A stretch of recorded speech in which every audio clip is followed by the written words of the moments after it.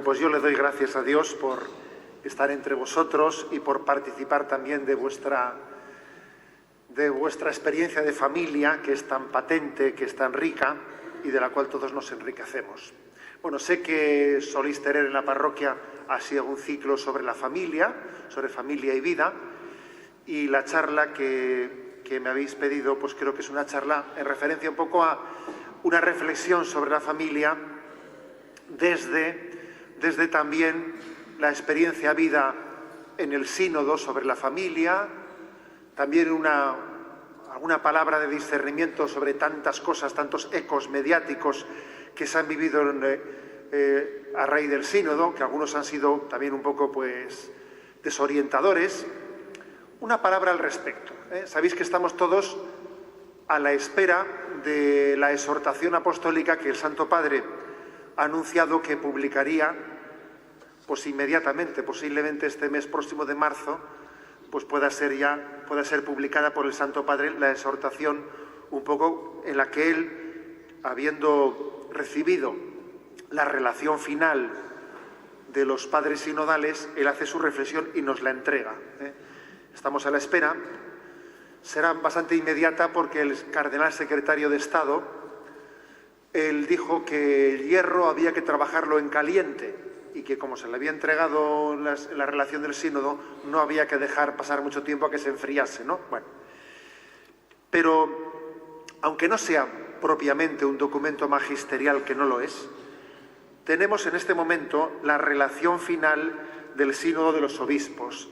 Todos esos puntos publicados por los padres sinodales y entregados al Santo Padre, que son 94 puntos, han sido publicados en la editorial BAC, y creo que merece la pena hacer una reflexión antes también, ¿no?, de la palabra definitiva del Santo Padre, hacer una reflexión desde lo que se escuchó en el aula sinodal y sobre todo desde estas reflexiones finales votadas y aprobadas por los padres sinodales. Bien, sin perder más el tiempo, entro en contenido. Tiene 3 capítulos. Tiene 3 capítulos la reflexión que han hecho los obispos y que le han entregado al Papa. Los 3 capítulos que tiene más o menos coinciden, según esa metodología conocida: ver, juzgar y actuar. El primer capítulo es ver la Iglesia a la escucha de la familia. Vamos a poner un oído en la familia como está. Ponemos un oído. Alguien dijo que Dios nos ha dado 2 oídos. ¿Será por algo? Por algo será. ¿Para oír más que para hablar? Pues sí. Pero también porque un oído lo ponemos en este mundo, al mismo tiempo que el otro oído, la otra oreja, la ponemos en el corazón del Señor, para escuchar al Señor y escuchar este mundo y ver cómo se necesitan el uno del otro. Y para que en esos 2 oídos entendamos que la Iglesia tiene que tener esos 2 oídos bien afinados, el que pone en el corazón de Cristo y el que pone también ante el corazón de este mundo, para sintonizar el deseo de felicidad del mundo con el deseo de Dios de hacernos inmensamente felices. El primer capítulo, pues, es ver cómo está la familia. Segundo capítulo es ver cómo en el plan de Dios, en el corazón de Dios, qué pensó para nosotros. Y el tercero es actuar, la misión de la familia. ¿Qué hacemos? Tal y como están las cosas, ¿por dónde vamos? Bueno, con respecto a cómo está la cosa, esa es la primera parte del documento. ¿Cómo está la cosa? Luces y sombras de la familia. Lo cierto es que a pesar de todas las crisis, a pesar de tantas ideologías que intentan arrancar a la familia sigue siendo la institución más valorada en todas las culturas, en todos los continentes. Cualquier encuesta que hiciésemos y preguntásemos por qué es lo que más valora la gente de todas las culturas, dirían que lo que más valoran es la familia. Eso es así. Es supervalorada, porque es el refugio de los sentimientos más profundos y es el lugar en el que el hombre hace experiencia de que es más importante ser que tener. Eso ocurre en la familia. Ahí eres más importante tú, no lo que tú tienes, sino lo que tú eres. Supervalorada, pero al mismo tiempo, no seamos ingenuos, también la familia recibe todos los embates de la mentalidad de este mundo y los ataques de Satanás. Aunque hay diferencias sustanciales entre continentes, y también eso quedó muy claro en las intervenciones de los padres sinodales, hay diferencias muy grandes. Tenemos una desgracia, que la desgracia es que Occidente, hoy por hoy, Occidente es el que marca la línea ideológica. Occidente marca la línea ideológica en una especie de colonización del resto de las culturas. Eso es una desgracia, pero es así. El resto de los continentes, muchísimas culturas, miran a Occidente con cierta envidia, una falsa envidia, ¿no? Cuando uno va a África y se encuentra con aquellas culturas, uno dice, ¿y qué envidiarán de nosotros? ¿Qué envidiarán de nosotros? Porque te enamora ver su cultura y sus ambientes, pero ¿cómo nos pueden tener envidia y admiración? Pero es así, pues porque el bienestar económico, etcétera, tiene un influjo muy grande, ¿no?, de atracción. ¿Por qué digo que es un peligro que Occidente sea el que marque la línea ideológica? Pues porque en Occidente se remarca fuertemente el individualismo. En Occidente se marca, no se atreve Occidente a cuestionar la familia en sí mismo. Sería políticamente incorrecto.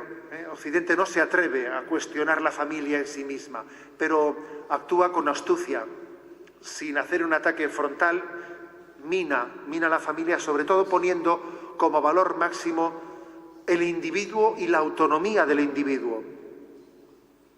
¿Cuál es el valor supremo de Occidente?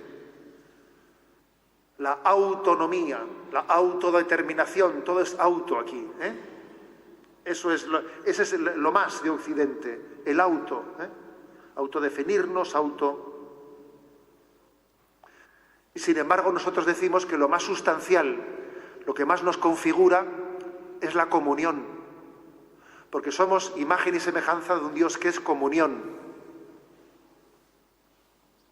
Y en nosotros está escrita esa huella, la huella del Padre, del Hijo y del Espíritu Santo, que son comunión, y en nosotros han dejado inscrita la vocación a la familia. Podríamos decir que el nosotros precede al yo. Fijaros bien, el nosotros precede al yo. Aunque en Occidente se dice, no, el yo es antes que el nosotros. Pues no es verdad. Nosotros decimos, el nosotros precede al yo. Y si os fijáis en el libro del Génesis, curiosamente, cuando llega la creación del hombre, a diferencia del resto de la creación, de repente el texto bíblico pasa a primera persona del plural y dice, hagamos al hombre a nuestra imagen y semejanza. Lo dice en plural, nosotros, el Padre, el Hijo y el Espíritu. El nosotros precede al yo. Pues es así. Digamos que el peligro de Occidente es como remarca el individualismo, como lo remarca, haciendo que nuestra vocación a la comunión quede en segundo lugar, sin atreverse tampoco a cuestionarlo frontalmente, pero minándolo. ¿Cómo lo mina? ¿Y por qué lo mina? Por una parte lo mina porque le interesa el consumismo. A ver, Occidente tiene un falso Dios, que es el dinero, que es el materialismo. Y el consumismo prefiere tener como interlocutor al individuo antes que a la familia. El individuo aislado es mucho mejor, consume mucho más. Consumen mucho más 4 individuos que una familia de 4. Eso que nos quepa la menor duda. Eso es indudable. 2 consumen el doble que 1. Ahora, en una familia ese principio no se aplica así. Ya sabéis lo que dice el famoso refrán, que En la mesa de San Francisco, donde comen 4, comen 5. Eso es así, ¿eh? En la mesa de San Francisco, donde comen 4, comen 5. Y eso lo sabe el consumismo, lo sabe el materialismo. Y no le interesa una familia de 7, lo que quiere es 7 individuos, que va a sacarle mucho más jugo a su venta, a su consumo, va a sacar mucho más jugo. El consumismo quiere al individuo como interlocutor, no quiere a la familia. Esta es una primera clave. La familia es austera, porque en ella se valora más el ser que el tener. En segundo lugar, también hay una lucha ideológica. Hay una lucha ideológica. Porque el Estado somete mucho más fácilmente a los individuos que a las familias. A los individuos se les engaña más fácil. Porque lo del pan y circo, eso ha sido desde siempre, ¿sabéis? El pan y circo del Imperio Romano, hoy en día pues igual se llama sexo y fútbol, ¿eh? Pero básicamente sigue siendo el pan y circo de entonces.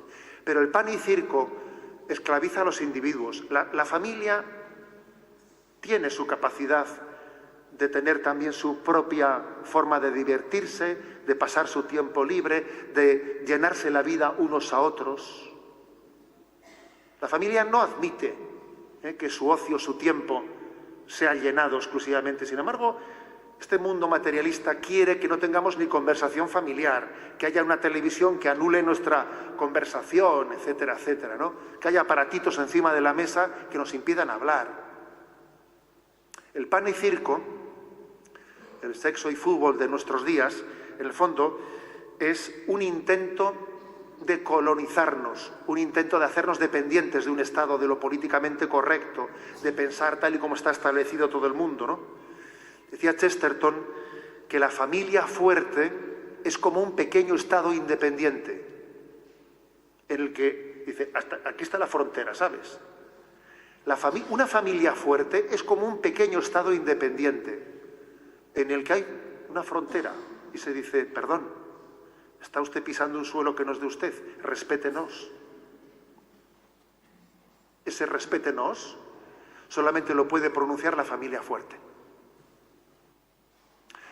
¿Os pensáis vosotros que si ahora si en este momento, ¿no?, se volviese a formular un nuevo texto constitucional, se diría en este momento, en el año 2016, que el derecho a la educación es el de los padres? En este momento estoy convencido que eso sería difícilmente afirmado. Se intentaría buscar, tampoco se atrevería nadie a negarlo frontalmente, porque claro, es una manera de desnudarse las verdaderas intenciones, ¿no? El que alguien negase eso, pero se buscarían fórmulas en las que de facto se hiciese un texto constitucional en el que no se afirmase explícitamente que el derecho a la educación de los hijos es de los padres, que está en ellos. Ideológicamente, pues se intenta manipular, sobre todo a través de la ideología de género, luego hablaremos de ello. Por lo tanto, la familia es una gran esperanza, pero ojo, no seamos ingenuos, la familia está debilitada.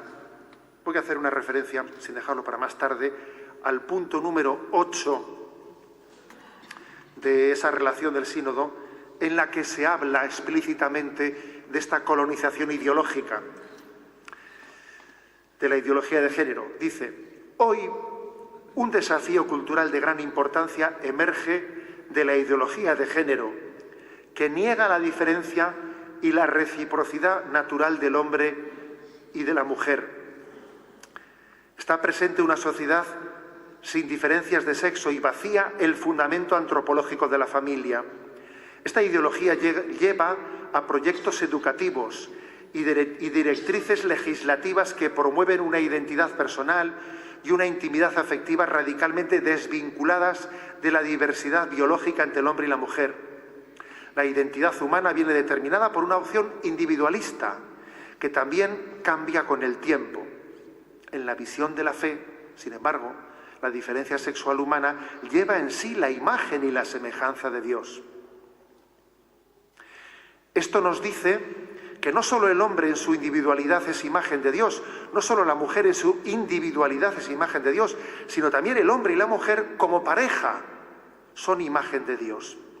Podemos decir que sin el enriquecimiento recíproco en esta relación, en el pensamiento y en la acción, en los afectos, en el trabajo, incluso en la fe, los dos, hombre y mujer, no pueden ni siquiera comprender en profundidad lo que significa ser persona. La cultura moderna y contemporánea ha abierto nuevos espacios, nuevas libertades, nuevas profundidades para el enriquecimiento de la comprensión de esta diferencia, pero ha introducido muchas dudas y mucho escepticismo. Bueno, esta es la afirmación, ¿no?, de los padres sinodales sobre la ideología de género. Bien, un paso más. Primero, hemos dicho que es el ver cómo está el mundo. La Iglesia escucha la salud, escucha cómo está la familia. En segundo lugar, la familia en el plan de Dios. La familia en el plan de Dios, especialmente el capítulo 5 de la carta a los Efesios, es el texto en el que se proclama que nuestra vocación la vocación esponsal, es una imagen de la esponsalidad que Dios ha tenido con nosotros. Dios se ha desposado con la Iglesia, Dios se ha desposado con la humanidad. Cuando el Verbo se hizo carne, ahí se significó el desposorio de Dios con nosotros. Serán una sola carne, y vaya que si lo son el Verbo y la humanidad de Jesucristo. Serán una sola carne se refiere en primer lugar a la unión del Verbo de la segunda persona de la Santísima Trinidad con la humanidad de Jesucristo. Allí tenéis el desposorio. Y no en vano, según el Evangelio de San Juan, el escenario elegido por Jesús para aparecer en público fue unas bodas en Caná de Galilea. ¿Por qué? Porque Él se quiere presentar como el esposo de la Iglesia. Jesús es el esposo. María es la madrina de aquella boda. Pues bien, se nos recuerda, por lo tanto, que estamos llamados a una relación de esponsalidad. ¿Qué sería de nosotros sin la familia? Qué fácil sería que cada uno de los aquí casados, vuestro grado de santidad, de generosidad, de olvido de vosotros mismos, no se hubiese desarrollado si no estuvieseis casados. Porque Dios se ha servido del proyecto matrimonial para extraer de vosotros lo mejor de vosotros mismos, el olvido de vosotros, la entrega generosa. El matrimonio es también un proyecto de Dios, es un plan de Dios, un instrumento de Dios para extraer de nosotros la vocación de la santidad. Es el plan de Dios. Y tenemos que creer firmemente en ello, ¿no? Y tener un modelo de familia lo más pegado, que tome como modelo el amor de Cristo a su Iglesia. Pero me voy a centrar principalmente en el tercer capítulo, la tercera parte de esta relación final del sínodo, que habla de la misión. Si esto es así, si la familia, aun siendo muy valorada, está herida, y si por otra parte el Señor nos dijo que la familia es imagen de ese desposorio de Cristo con la humanidad, ¿qué hacemos? ¿Cómo podemos evangelizar la familia? ¿Qué pasos damos? ¿Por dónde encaminar la misión pastoral de la Iglesia al servicio de la familia? Bueno, pues este documento, como ya anteriormente había hecho San Juan Pablo II en Familiares Consorcio, da tres etapas en el trabajo pastoral en favor de la familia. La etapa remota, la etapa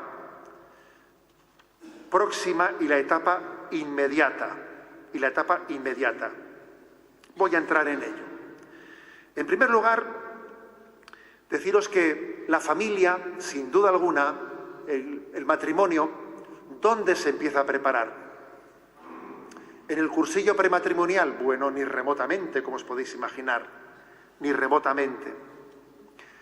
La familia, el matrimonio, se comienza a preparar en la vivencia que uno ha tenido en su propia familia, en la vivencia personal y profunda que cada uno ha tenido. Algo parecido le pasa, por ejemplo, me vais a entender perfectamente el ejemplo, alguien cuando es llamado a ser sacerdote o a la vocación religiosa y Dios le llama a ser sacerdote, para eso él necesita haber tenido algún tipo de referencia de algún sacerdote que conoció, que fue para él un referente, un ejemplo, en el que él entiende qué es ser sacerdote. Y si Dios le llama a ser sacerdote, lo puede entender porque tuvo una referencia. Pues lo mismo pasa con la vocación matrimonial y familiar. La preparación remota al matrimonio comienza con la experiencia familiar que uno tuvo, con una experiencia profunda, en la que tiene que haber un triángulo en el que uno despierta a la vocación a la comunión, y ese triángulo es familia, parroquia y escuela. Familia, parroquia y escuela es un triángulo, una tríada en la que nosotros somos educados en el amor, en la educación afectivo-sexual.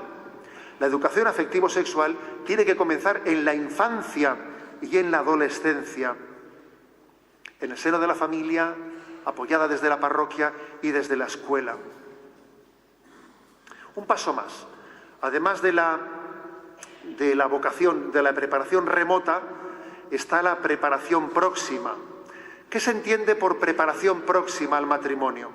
Por preparación próxima no se entiende todavía, ni mucho menos, los cursillos prematrimoniales, no. Por preparación próxima se entiende el acompañamiento en el noviazgo. El acompañamiento en el noviazgo. La escuela, una escuela de noviazgo.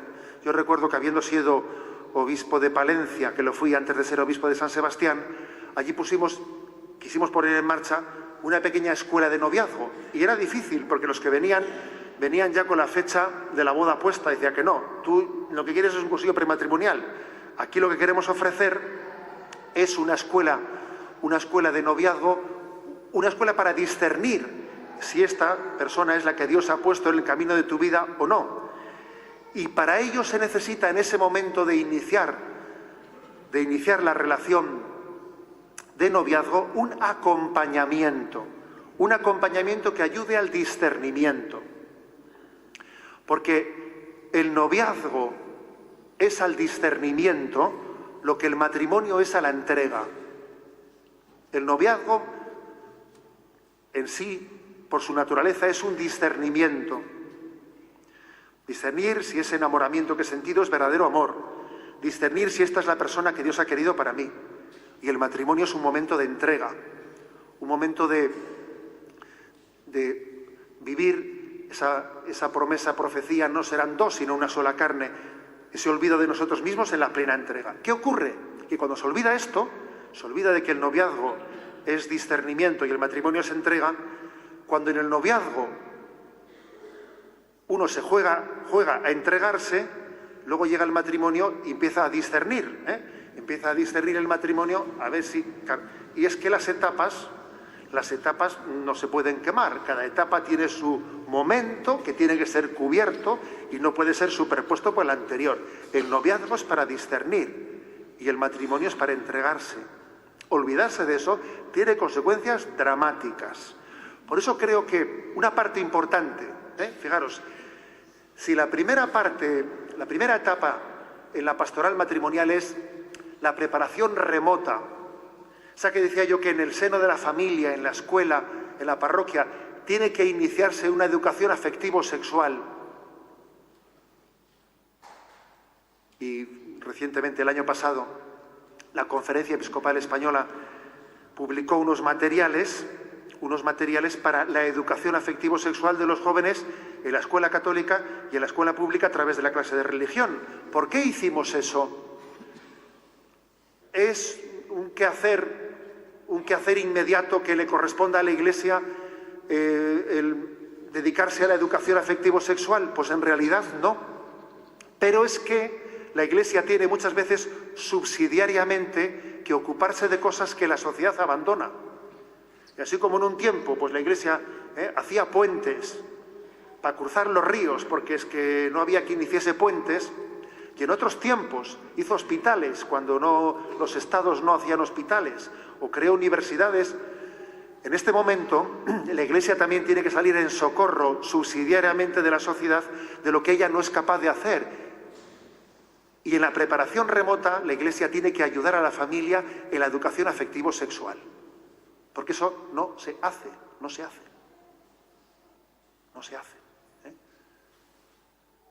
Recuerdo que siendo obispo de Palencia, allí de repente pues el gobierno de Castilla y León pues sacó una ley de mediación familiar y yo me pegué una alegría tremenda, hombre, por fin una ley de mediación familiar, etc. Y leí el prólogo y descubrí, para sorpresa mía, que era una ley para ayudar a los que se iban a separar de buen rollo, para mediar. O sea, yo decía, pero hombre, yo por mediación entiendo otra cosa. Y recuerdo que le pedí una cita al consejero y le dije, ¿me quiere usted decir que ustedes han sacado una ley de mediación familiar dirigida exclusivamente para ayudar al que ayude a separarse? ¿Y ustedes no han tenido en cuenta por mediación la capacidad de mediar? Pues no. Es decir, la Iglesia en este momento está haciendo subsidiariamente en los centros de orientación familiar, en esos cursos de educación afectivo-sexual, cosas que debería de hacer la sociedad civil, que es la educación en el amor humano, que eso en sí es de naturaleza, pero la Iglesia ayuda subsidiariamente a ello. Bien, eso en cuanto a preparación remota, pero en cuanto a preparación próxima, como he dicho, creo que es clave el que ayudemos a nuestros jóvenes en el discernimiento desde el inicio del noviazgo. Porque uno tiene que hacerse la pregunta, ¿qué quiere Dios de mí? ¿Será esta la persona que Dios ha querido para mí? ¿Cómo llevo adelante un noviazgo? Porque, en el fondo, amarse no es mirarse uno al otro a la cara, sino que es ser capaces de mirar los dos en la misma dirección. Y eso supone educarnos en el noviazgo.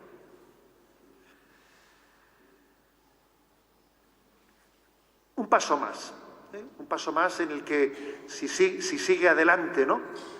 Si sigue adelante ese proceso, primero una preparación remota en el seno de la familia, la educación afectivo-sexual, en la escuela. Segundo, una preparación próxima, a través de un discernimiento, en un acompañamiento, en el noviazgo, en el que uno se haga la pregunta, ¿qué quiere Dios de mí? Y vaya descubriendo la voluntad de Dios, la vaya descubriendo. La voluntad de Dios se descubre, no se inventa. Son dos cosas distintas. Se descubre, no se inventa. Que son dos conceptos que hay que distinguir. Hoy en día muchas veces se confunde descubridor e inventor. No es lo mismo. Porque descubrir se descubre América, que ya estaba. Y yo la descubro. E inventar se inventa, pues no sé, pues un chip electrónico que no existía y lo he creado yo. Pero nosotros no inventamos, descubrimos la voluntad de Dios, que es distinto. Y eso tiene que estar muy claramente marcado en el ADN de un cristiano, discernir para buscar la voluntad de Dios. Pero por último, la preparación inmediata que el sínodo ha lamentado que se haya ido reduciendo a unos cursillos prematrimoniales de última hora, que además, que como la vida ya sabemos cómo es, comienzan con 7, 8 charlas para al final quedar con 3, porque eso suele ser así, cada vez se va rebajando, y siempre a última hora, de mala manera, y dice el sínodo, ¿cómo es posible que alguien para prepararse a ser sacerdote se le pida 6 años en la vida del seminario, o más, 6 años intensos, y sin embargo, pues para casarse, pues unos cursillitos y unas charlas de... ¿Qué desproporción es esa? Pero eso, ¿cómo se entiende esa desproporción? Decía un padre sinodal, milagro es que no haya más divorcios, decía. Eso también que sepáis que se ha escuchado en el aula sinodal. Dice, milagro es que no haya más divorcios, que fíjate si los hay. Porque ciertamente la preparación es mínima, ¿no? Quizás Quizás llegado ese momento, el momento de la preparación inmediata, ya no se puede recuperar la preparación remota o la preparación próxima que tenían que haber sido y no fueron. Ya en último momento quizás lo que hay que cuidar especialmente es una profunda confesión. En cualquier caso, la preparación inmediata, el sínodo nos dice que tiene que tener una prolongación después del matrimonio, un seguimiento posterior de las parejas, cuidando especialmente los primeros años de matrimonio. Cuidar especialmente los primeros años de matrimonio. También los obispos solemos tener una preocupación muy especial, que la Iglesia nos lo recuerda siempre, a acompañar a los sacerdotes en sus primeros años de sacerdocio. Y solemos tener con los sacerdotes que se han ordenado en los últimos años encuentros especiales, más frecuentes que con el resto de los sacerdotes. Lo lógico es que también ocurra eso mismo en la pastoral matrimonial, que los que se han casado en los últimos años tengan un seguimiento especial en movimientos matrimoniales, etc. Más todavía, el sínodo dice también que es muy importante que la Iglesia eduque a los candidatos al sacerdocio, que eduque a los seminaristas para la pastoral familiar, para la pastoral matrimonial. En primer lugar, cuidando de que los seminaristas aborden también su educación afectivo-sexual, aborden también la sanación de sus heridas. Porque quien no ha afrontado sus heridas afectivas difícilmente va a poder luego ser pastor de almas y de matrimonios y discernidor también de lo que es el verdadero amor humano. Porque nosotros los sacerdotes somos célibes, no somos solterones, que es muy distinto, y estamos llamados a vivir el celibato, que es un desposorio con el Señor. No somos solterones, y eso tiene que formar parte de nuestra educación, de la educación en la esponsalidad con Jesucristo. No sé si conocéis la anécdota que tuvo lugar ahí en noviembre pasado, cuando el Papa ordenó a un obispo auxiliar en Roma. El Papa ha ordenado a un obispo auxiliar que le ha encomendado también el seminario, y en la ceremonia de consagración episcopal, sabéis que hay un momento en el que pues se le pone el anillo episcopal, imagen del desposorio, esposo, el sacerdote, el obispo, es esposo de la Iglesia, y en el momento en que el Papa le ponía a ese obispo auxiliar, le ponía el anillo episcopal, le dijo: recuerde usted que antes de ese anillo estuvo el de sus padres. Le dijo eso, en plena ceremonia, que fue una frase, una expresión digna de una tesis, para que nosotros lo meditemos. Es decir, también el sínodo ha hecho una insistencia, ha formulado la necesidad de que los sacerdotes nos preparemos, nos capacitemos para poder acompañar a los matrimonios. También a nuestros seminaristas queremos ayudarles a cómo acompañar, a cómo estar con vosotros. También un sacerdote tiene que saber integrar amistades sacerdotales con amistades matrimoniales. Las dos. Malo es que un sacerdote solo tenga amistades sacerdotales. Malo es que un sacerdote solamente tenga amistades laicas o en matrimonios. Malo. Lo bueno es que tenga ambas cosas y lo tenga de una manera integrada. Ayuda mucho para un sacerdote el tener la experiencia de una familia entregada.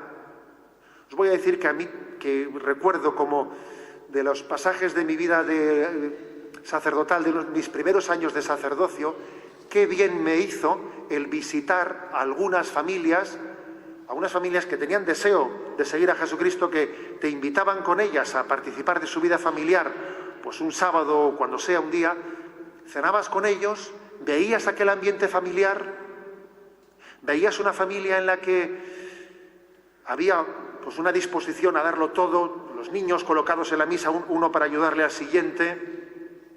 Veías que aquellos padres no tenían para sí ni un minuto libre, ni un centímetro cuadrado para ellos, ¿no?, de su intimidad, que lo daban todo.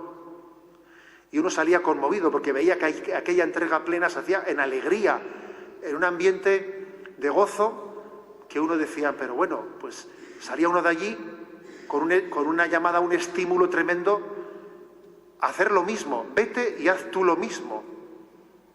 Yo decía, cualquiera ahora me pide a alguien un expediente matrimonial, le voy a decir, no, el despacho es de 7 a 8, a ver cómo le digo yo eso, después de haber visto en esa familia lo que he visto.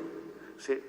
¿Te imaginas que vaya el niño y le diga al padre, no, ahora es mi rato de descanso, ven en otro momento? Pues en una familia no hay horarios, ¿no? A mí eso me ayudó tremendamente a crecer en radicalidad en el deseo de servir al Señor. O sea, es decir, forma parte de la pastoral familiar el enriquecimiento mutuo entre las vocaciones. No os podéis ni imaginar la ayuda que es para un sacerdote ser testigo de una familia santa. Y sin duda alguna, para una familia que quiere vivir un camino de santidad, un presbítero, una religiosa, es también un estímulo tremendo. ¿Por qué? Porque es un recordatorio que el desposorio que tienen con ellos es un sacramento del desposorio con Cristo. Y ese que comparte con ellos también su itinerario, no es un solterón, repito, es un célibe. Lleva un desposorio con Cristo. Y las vocaciones se estimulan mutuamente, se enriquecen mutuamente.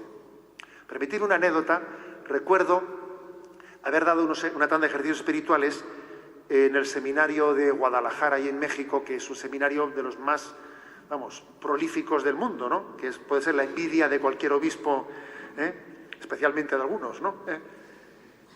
Y recuerdo un seminario con 600 seminaristas, ¿no? Que dicen, no, pero bueno, esto es verdad, ¿no? Y claro, uno cuando yo iba recibiendo a los chicos, claro, los 600 era imposible recibir, pero recibías muchos, ¿no? Y cuando lo recibías te dabas cuenta que la explicación de aquellas vocaciones era la familia, La explicación estaba en la familia y en los mártires, porque eran hijos de una historia de mártires, ahí en Jalisco, ¿no? Bueno, pues recuerdo un chico que me dijo, ¿no? Con toda su inocencia, me planteó que él era hijo de una familia pues modélica, ¿no? Con una familia con una entrega de santidad, que no sé si eran 8 hermanos, que tenían unos padres que les habían visto entregados con alma, corazón y vida, que hubiese sido la envidia de cualquier hijo, a cualquier hija, pues tener una familia como esa, ¿no? Y me decía él que se le pasaba por la cabeza, si no era desagradecido con el Señor, si no era desagradecido habiendo tenido una familia así, pues el que él no se sintiese atraído por esa vocación, sino por el sacerdocio, ¿no? Me planteaba eso. Yo le decía, mira, me daría mucho más miedo que tú hubieses tenido pues una experiencia de familia desestructurada, terrible, y que quisieses ser sacerdote. Me daría mucho más miedo, porque entonces habría un peligro, habría que discernirlo, habría que ayudarte, viendo si estabas huyendo. Pero es que las vocaciones no se restan, se suman, se estimulan unas a las otras. Una familia santa crea deseo de vidas, de nuevas familias y de nuevas vocaciones religiosas y sacerdotales, ¿no? O sea, parte, por lo tanto, de ese camino pastoral, ¿no?, que propone el sínodo, es también el estímulo mutuo que tenemos que tener entre las vocaciones. La vocación sacerdotal, la vocación religiosa y la vocación a la vida matrimonial. Bien, doy un paso más. El sínodo habló de la preparación remota, de la próxima y de la inmediata. Pero no me quiero escaquear, como se dice popularmente, de los temas polémicos del sínodo. Aunque sea muy brevemente, voy a hacer frente a ellos. Sé que ha habido una distorsión mediática fuerte, y que los medios de comunicación generalistas, la noticia que han dado del sínodo es una lucha, una pugna sobre el tema principalmente centrado en el tema de la comunión de los divorciados. Y sé que incluso ha habido pues, muchos católicos que han sufrido porque les parecía que se estaba viendo una imagen de una iglesia dividida y han sufrido. Yo creo que por una parte es cierto que habrá habido una diferencia de criterios, pero no nos dejemos engañar por las distorsiones mediáticas. Yo le he escuchado a don Mario Iceta, obispo de Bilbao, que fue uno de los padres sinodales, que cada vez que salía del sínodo fuera y leía los periódicos, decía él: ¿dónde habré estado yo? Porque yo pensaba que había estado ahí dentro, ¿no?, de donde hablaban estos periódicos, y yo o soy muy tonto o no veo todo esto que dicen aquí, ¿no?, que están contando. O sea, creo que también tenemos que cada vez saber acudir más a las fuentes, no dejarnos timar por distorsiones mediáticas, saber discernir también las fuentes de las que bebemos a la hora de recibir noticia de la Iglesia. Bien, ¿en qué ha consistido, ¿no?, esa especie de polémica en torno al sínodo? Vamos a ver, yo creo que lo que se ha puesto en cuestión ha sido lo siguiente: ¿cuál es la forma de integrar la verdad moral con la misericordia? Porque es cierto que en este momento vivimos pues una situación de desestructuración familiar que está muy generalizada.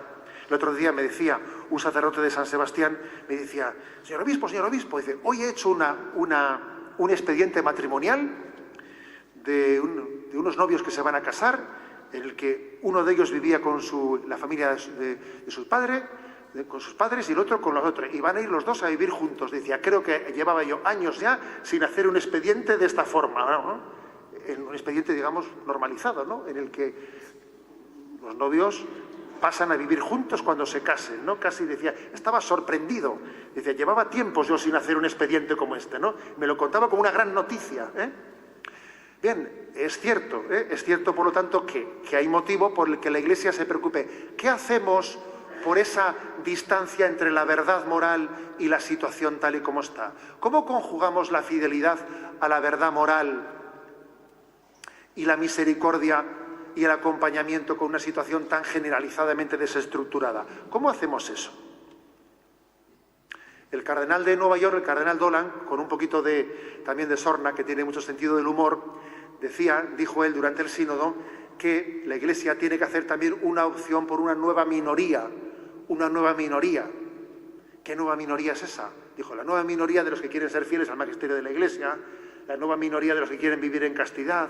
Es una nueva minoría, y tenemos que apostar por esta nueva minoría, decía él, ¿no? Bueno, ciertamente hemos invertido, ¿no?, muchas veces los valores y confundimos lo normal y lo corriente. Hay cosas que son corrientes, pero no son normales. Bien, por lo tanto, ¿qué ha estado en juego en el sínodo? En el sínodo lo que ha estado en juego es decir, ¿cómo conjugamos la verdad moral con la misericordia? Para poder conjugar verdad moral y misericordia hay una condición. Primera, clave, sine qua non. ¿Cuál es? Creer en las dos. Yo tengo que creer en la verdad moral y tengo que creer en la misericordia. Si no creo en la verdad moral es imposible que la conjugue con la misericordia. Entonces, ha habido una trampa, que quienes no creen en la verdad moral dicen que hay que conjugar con la misericordia. No, si usted no cree en la verdad moral, no nos engañemos. Si un medio de comunicación, pues en el fondo él no cree en la indisolubilidad del matrimonio, si no cree en la maldad del aborto, si no cree en la inmoralidad de la anticoncepción, ¿cómo va a conjugar verdad moral y misericordia? No puede conjugarla porque no cree ni en una ni en otra. Luego haya habido una trampa. En realidad solo puede entender el esfuerzo del sínodo quien cree en las dos cosas, en la verdad moral, quien cree firmemente en ella, y quien cree en la paciencia misericordiosa del Señor. ¿Y qué es lo que ha dicho? El sínodo? Lo que ha dicho el sínodo, es cierto que entre los padres sinodales se discutió el tema de la posibilidad de la comunión a los divorciados, pero ni siquiera se sometió a votación. Eso no se sometió a votación. ¿Por qué no se sometió a votación? Pues porque obviamente se desestimó tal posibilidad y se vio que eso ni se podía plantear en la votación porque no iba a ser aprobado. Por cierto, que el Santo Padre ayer, en la rueda de prensa que dio en el viaje de retorno de México, explícitamente dijo en esa rueda de prensa pues que la Iglesia está llamada a acoger a las a las parejas que se divorciaron y están en situaciones irregulares, que tienen que sentirse acogidas por nosotros, pero que eso, y lo dijo explícitamente, eso no puede conllevar el acceso a la comunión. Lo dijo explícitamente en la rueda de prensa del avión del retorno de México. ¿Qué es lo que, por lo tanto, ha subrayado el sínodo? Lo que ha subrayado el sínodo es, creo que está especialmente contestado en el punto 86 de la relación, que en el fondo estaba ya afirmado en la Familiares Consorcio, que es sí a la ley de la gradualidad, no a la gradualidad de la ley. ¿Qué significa esto? Es un principio hermenéutico que aclara, o sea, que ilumina mucho esta conjugación entre verdad, moral y misericordia. Sí a la ley de la gradualidad, que quiere decir, las personas tienen un proceso de crecimiento y yo tengo que saber cogerlas como vienen y tener paciencia con ellas. Yo tengo que coger a la gente como viene. El buen futbolista no es el que chuta el balón únicamente desde el punto de penalti, sino el que le da el balón como venga. Sí a la ley de la gradualidad es decir que quien viene a mí no tiene que cambiar para que yo le empiece a querer, sino que yo le quiero antes de que haya empezado a cambiar siquiera. Y que a partir de ahí vamos creciendo. Eso es la ley de la gradualidad. Dios tiene para cada uno unos tiempos. Tengamos paciencia, tengamos cariño, acojamos a las personas. Dice el Papa en el libro sobre el nombre de Dios es misericordia, publicado en este jubileo, dice el Papa, cuando alguien me viene a confesarse, pues igual no le puedo dar la absolución porque está en una situación que no tiene la capacidad de poder recibir la absolución, pero por lo menos le podré dar una bendición, aunque no le dé la absolución, dice el Papa. Le podré dar una bendición para que siga su camino hasta la conversión. Eso es la ley de la gradualidad. Sin embargo, dice la doctrina social católica, la doctrina, sí a la ley de la gradualidad, pero no a la gradualidad de la ley. Es decir, no a pensar que, pues por ejemplo, el aborto en situaciones determinadas pues puede ser dispensado. Pues no. No a pensar que la indisolubilidad pues puede ser dispensada. Pues no. No a pensar que la anticoncepción en determinados momentos, no. No a la gradualidad de la ley. Sí a la ley de la gradualidad. Creo que es un principio que nos ayuda mucho a entender esa conjugación de verdad, moral y misericordia. También creo que desde esta perspectiva se entiende por qué el Santo Padre ha hecho también la reforma de las nulidades matrimoniales. Que sabéis que algunos han querido hacer una lectura absurda de ese proceso de simplificación de las nulidades matrimoniales. Algunos han querido hacer, bueno, es que el Papa en el fondo no le da tanta importancia a la indisolubilidad del matrimonio y como no le da tanta importancia, pues así hace que sea más fácil divorciarse. Por Dios, eso es una concepción equivocada. Creo que lo que el Papa ha hecho con la reforma más o menos se tiene que entender de la siguiente manera. Tal y como los procesos de nulidad se han vivido hasta ahora, que eran muy largos, difíciles muchas veces llevar adelante, muchas veces las nulidades matrimoniales lo que consistían era de una regularización de la vida a última hora, después de que ya uno había tomado otro camino, pero vamos a intentar regularizarnos antes de que termine nuestra vida. Prácticamente muchas veces era así la cosa. Y yo creo que el Santo Padre, sin embargo, en este momento lo plantea de otra forma. Es decir, tenemos que discernir, ayudar a discernir a las personas para que sepan si en esta separación que han tenido, sepan con celeridad si su matrimonio era verdadero o no era verdadero. Porque si su matrimonio es verdadero, pues tiene que abrazar la cruz aunque haya habido una separación. Y saber vivir también como un separado pero que está casado. Y sin embargo, si esa persona que ha tenido pues, una separación matrimonial, si esa persona, la Iglesia le ayuda a discernir de una manera más rápida que su matrimonio no era verdadero, que tenía motivos de nulidad, se plantea de otra manera su separación porque sabe que tiene la perspectiva de formar un matrimonio porque el primero no lo fue. Es decir, que ese proceso de nulidad matrimonial más ágil sirve para ayudarnos a discernir y conocer la voluntad de Dios en nuestra vida, y no para regularizar las cosas en el último momento de la etapa final de la vida. Es acompañamiento, es ayudar al discernimiento. En definitiva, creo que la aportación del sínodo es una aportación importante para entender cuál es el auténtico concepto de misericordia. Fijaros, yo creo que el concepto de misericordia tiene dos peligros, bueno, tiene varios peligros, ¿no? Pero un peligro del concepto de misericordia es que se pueda contaminar del relativismo. Que alguno entienda que, bueno, pues Dios es misericordioso, no pasa nada, no hay pecado, ¿eh? Es una contaminación del concepto de misericordia por el relativismo, que es deformar el rostro de la misericordia. Es un peligro, Pero también hay otro peligro,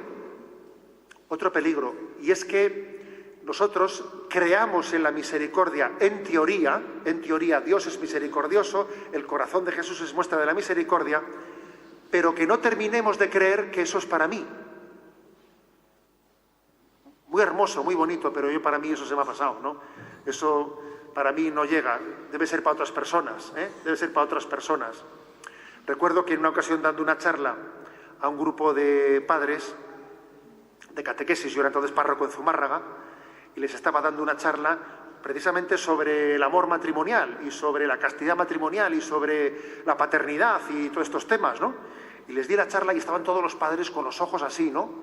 Atentos, porque les estabas diciendo unas cosas que son muy contraculturales, ¿no? Pero atendían con los ojos como platos. Y me acuerdo que terminé y una madre levantó la mano y me dijo: José Ignacio, eso que has dicho es maravilloso. Me ha parecido la mejor explicación que se puede entender de cómo integrar el amor, la fidelidad, la afectividad, la sexualidad. Eso, por favor, procura enseñárselo a nuestros hijos. Ahora, con nosotros igual has llegado un poco tarde, nos dijo. Me dijeron eso. Y yo le dije a aquella mujer, pues tengo una buena noticia para ti.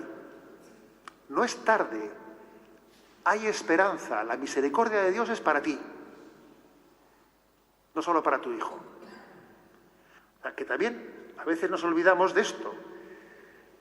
Ojo con contaminar la misericordia de relativismo, confundiendo misericordia con no pasa nada, y ojo con creer en la misericordia pero que no es para mí. Porque también ese riesgo está ahí presente. La misericordia no solo existe, Dios no solo es bueno, sino que Dios quiere para ti la misericordia, que es tanto como decir quiere para ti la santidad. Dios tiene paciencia y está empeñado en tu camino de santidad. Y lo va a hacer, y lo va a cumplir. Estamos en peligro inminente de ser santos, ¿sabéis? Porque como Dios lo quiere, lo va a hacer. Y ese proyecto suyo lo va a culminar. Y el que tenga duda de ello, que diga, hombre de poca fe, ¿por qué has dudado? La misericordia de Dios es tan grande que va a hacer de nosotros santos. Y va a culminar este proyecto, ¿no? Y tenemos que sacudir, ¿no?, esa incredulidad y dejar que Dios culmine su obra, que el que comenzó en ti la obra buena, Él la lleve a término. Lo dejo aquí. Gracias a todos.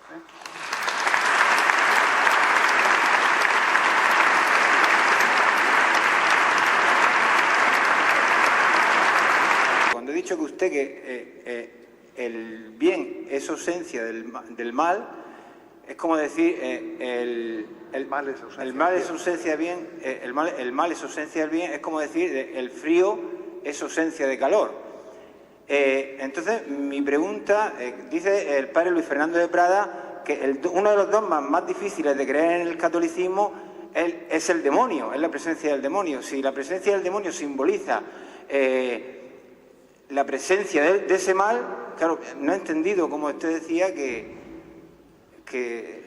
Lo he pensado, cuando lo he dicho, he pensado, alguno estará pensando en el demonio, pero no he dicho, no voy a empezar ahora a hablar de eso.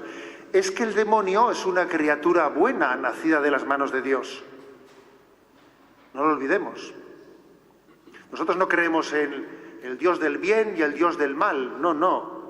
Todo es bueno salido de las manos de Dios. Y el demonio es una criatura. Por lo tanto, el demonio no es el mal. El demonio es una libertad mal utilizada. Es una libertad frustrada, pervertida. Pero el demonio también es una prueba de cómo el mal es la ausencia de bien. Es una prueba más. En el fondo, el demonio le ha faltado lo que al resto de los ángeles, que es ser fieles a su vocación, ¿no? Pues sí, yo sé que algunos seréis oyentes de Radio María y otros no lo seréis, pero sí que os voy a decir que en la vida de un servidor, pues Dios a veces te da pues más cruces y te da más regalos, ¿no? Y yo las mayores alegrías y gozos de mi vida muchas veces las he recibido de Radio María. Porque así como a veces pues uno tiene que sembrar y otro será el que riegue y el que coseche, pienso que en Radio María en este momento de secularización, etcétera, pues hay un regalo muy grande, ¿no? Un regalo muy grande. Y Dios está sirviendo de Radio María para salir al encuentro de mucha gente de manera sorprendente, de manera sorprendente, que te quedas muchas veces diciendo, fíjate esto cómo ha acontecido, ¿no? Y pienso que una manera de hacer apostolado, también hoy en día, pues es, como hay tanta, primero, frivolidad en los medios de comunicación, o politiquería, enfrentamiento político. Pues yo creo que Radio María es también una especie de, pues, algo, pues una enmienda a la totalidad, ¿sabéis? Una enmienda a la totalidad diciendo, a ver, algo absolutamente distinto, ¿no? Ni acritud política que estamos siempre a cara a perro unos contra otros pensando lo mismo y enfrentándonos, ¿sabes? Y frivolidad por otro lado, y pienso que es un instrumento del cual nos podemos servir para hacer, ¿no? Pues es apostolado muchas veces. Cuento una anécdota que la he contado recientemente también allí en Radio María, la conté en directo, de una carta que he recibido, que es que me conmovió, ¿no? Y me decía una mujer, pues que ella había sido educada en una familia católica, pero que llegado el momento del noviazgo, fíjate bien lo del discernimiento y el acompañamiento del noviazgo, llegado el momento del noviazgo se echó un chico, pues que no era católico, que además que era muy militantemente ateo, etcétera, y se dejó arrastrar, porque ese momento del enamoramiento es peligroso, Es un momento peligroso en el que pues el enamoramiento puede nubilar la capacidad de discernimiento de las personas. Bueno, pues el caso es que ella se dejó arrastrar, ni se casó por la iglesia, ni bautizó a los hijos, y decía ella que era corredora de seguros y que solía ir con el coche muchas veces por ahí, ¿no? Y que tuvo un golpe, un accidente, que le pegó un coche por detrás, tuvo que llevar el coche al taller, y le dijeron que 10 días para arreglarlo. Entonces ella pidió un coche de sustitución, pues para poderse arreglar los 10 días. Y el jefe del taller le dejó un coche, esos que tenía publicidad del taller, puso la radio y tenía puesta la emisora Radio María. Empezó a cambiar, y estaba Radio María puesta por el taller en todas. Ojo con el jefe del taller, ¿sabes? Con todos los canales bloqueados, ¿no? Entonces, pues ella dice que el primer día, que ni sabía que existía Radio María, decía, pero ¿qué es esto, hombre? ¿Pero qué es esto, no? Pero bueno, ahí, segundo día, tercer día, dice que se me removía, ¿no? A un recuerdo de mi primera comunión, de mi infancia. Luego el cuarto, llega el quinto, llegó el 10º día, dice, cogí mi coche, y lo primero que hice fue buscar Radio María yo en mi coche, ¿no? Y decía la pobre, y ha pasado año y medio de aquello, ha pasado año y medio, yo tardé mucho en escribir esta carta, dice, tardé 6 meses en ir a una parroquia, yo escuchando Radio María, dice, tardé 6 meses, y gracias a Dios pues he podido también acercar a mis hijos, que se han bautizado, a mi esposo, nos hemos casado, contaba ya toda la historia al final, ¿no? Y la mujer escribía y decía, yo tengo una duda que quiero preguntarle, decía, ¿usted ¿Usted cree que ese coche que me pegó por detrás era un plan de Dios, estaba mandado por Dios? Y yo le respondí y le dije, no lo dude, señora, como la bala de cañón de San Ignacio que le rompió la pierna, ¿no? Así le dije. Entonces, es cierto que bueno, pues que sé que hay una providencia, ¿no? Una providencia. Y quizás, pues un instrumento humilde, porque es curioso, ¿no? A veces los instrumentos humildes en manos de Dios resultan ser más eficaces, como la onda de David, que muchos montajes nuestros que no van a ningún lado, O sea que sí, vamos, que seguimos. Y sé también que crea una gran comunión la radio. Te encuentras por ahí con oyentes de la radio que sienten como que somos de la familia, ¿no? Si yo desayuno con usted por la mañana, le digo, pues ponme un tazón, le digo, Pero bueno, ponme un tazón. Sí, vamos a ver, yo creo que la Iglesia, desde luego, tiene muy claras las ideas a ese respecto. O sea, es decir, el hecho de que el maltrato pueda ser defendido como justificándose desde la doctrina de la Iglesia, desde luego, a ver, eso no tiene cabida en la vida, en la predicación, en el magisterio de la Iglesia. Siempre puede ocurrir, ¿no?, que alguien haga una deformación de un principio, pero la Iglesia tiene muy claro el principio. Fijaros, creo que el maltrato hoy en día se le llama violencia de género. Somos resistentes nosotros al término violencia de género. No, más bien nos gusta decir violencia o maltrato en la familia, o violencia doméstica, o incluso, digámoslo claro, violencia machista, digámoslo así. La palabra género pues está un poco contaminada por todo lo que es la teoría de género. ¿Qué hay detrás del machismo? Vamos a ver. Yo creo que detrás del machismo lo que hay es la carnalidad, la animalidad del ser humano. O sea, es decir, en el reino animal prima la ley del más fuerte. Y el macho, de alguna manera, posee a la hembra. Eso es así. En el reino animal, el macho posee a la hembra. Claro, si nosotros vivimos nuestras relaciones a un nivel instintivo, animal, sin educarnos en nuestra sensibilidad, espiritualizando ese hombre carnal que tenemos también dentro de nosotros, entonces también se traslada a nosotros, al género humano, se traslada ese principio de animalidad. Entonces, en el fondo, yo creo que el mayor servicio que puede hacer la Iglesia frente a ese machismo, a ese maltrato, es la espiritualidad. Porque es la superación de la carnalidad, de la ley animal, del más fuerte, etcétera, etcétera. O sea, hay un gran servicio del cual muchas veces no somos conscientes, ¿no? La educación en el espíritu. La educación en el espíritu es la que supera ese principio animal.